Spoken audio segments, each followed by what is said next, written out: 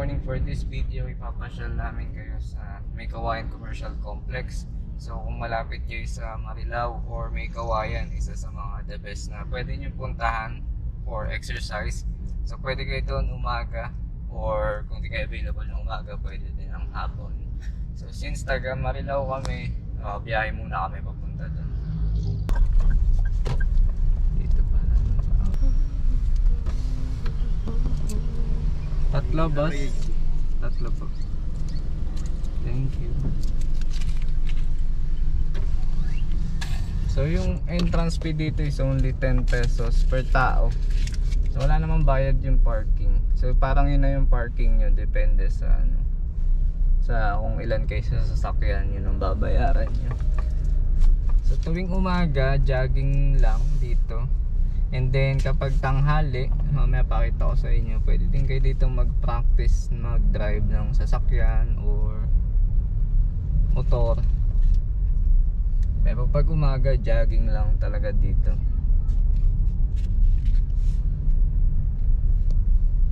And then wala nang problema sa parking kasi ang daming pwedeng parkan dito. Ayan, malawak siya. Dito sa gitna yung parking, tapos yung pabilog, kaya pwede mag-jogging. Dito ba tayo?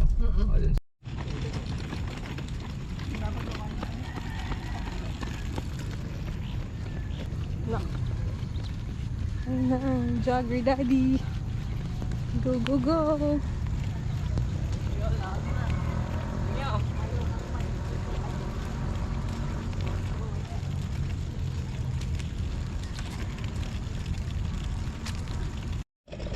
So ganito kaganda dito sa May Kawayan Commercial, kaya kahit malayo talagang sulit puntahan.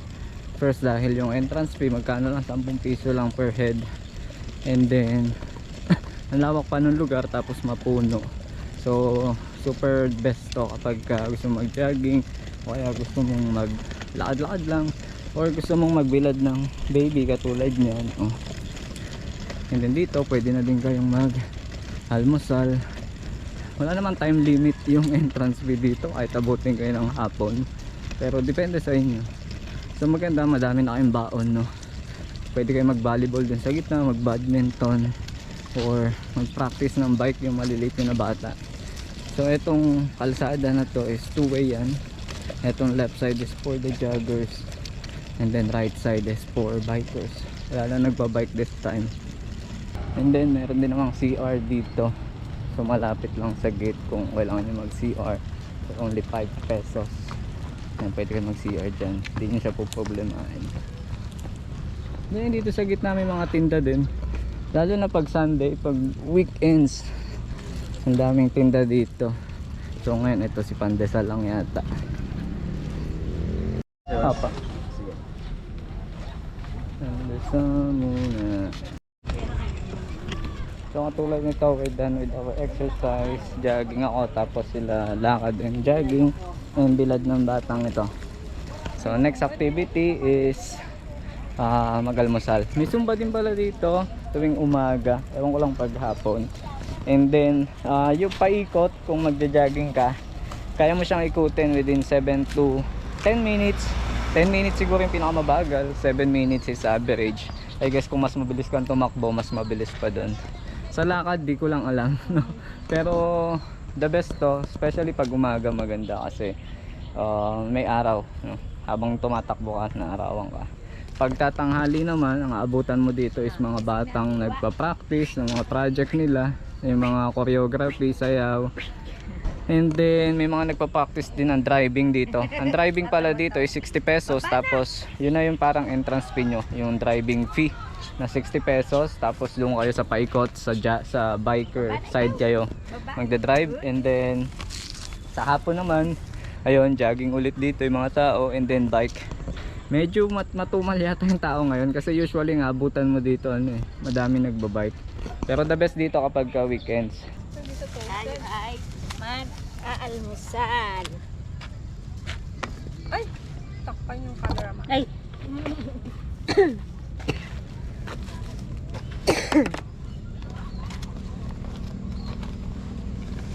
So, pinaka the best dito kapag punta kayo, magdala kayo ng sapin para pwede kayo maglatag kahit saan. Pwede nyo maupuan.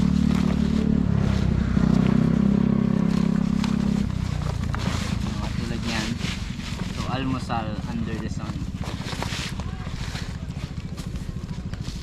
And kung may makapagdala din kayo ng upuan, mas better. Masarap umupo pagkatapos mag-exercise. Sa ngayon, isang upuan pa lang yung napupundar namin dahil mahirap ang buhay.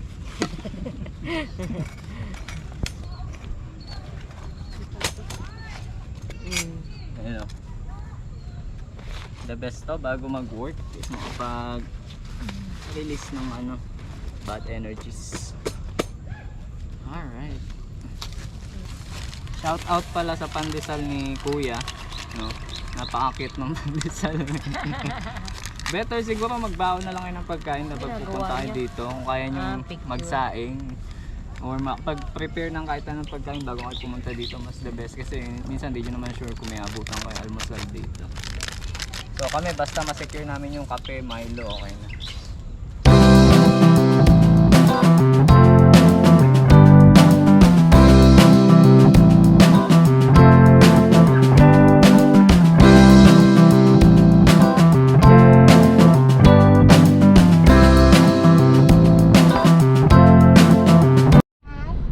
So pauwi na, time check it's 18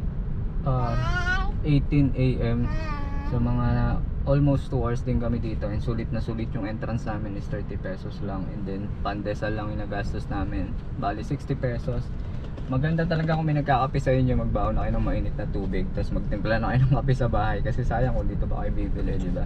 At least mainit, sigurado kayo mainit yung tubig. And then magbaon kayo ng pagkain, the best na recommendation yung pagpupunta kayo dito. And yun lang for this video, and sa mga susunod explore pa natin yung ibang lugar na pwede nating galaan para hindi naman puro SM lang ang ating pinupuntahan.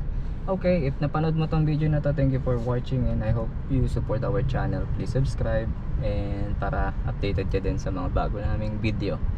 Thank you, God bless, ingat palagi. Bye bye.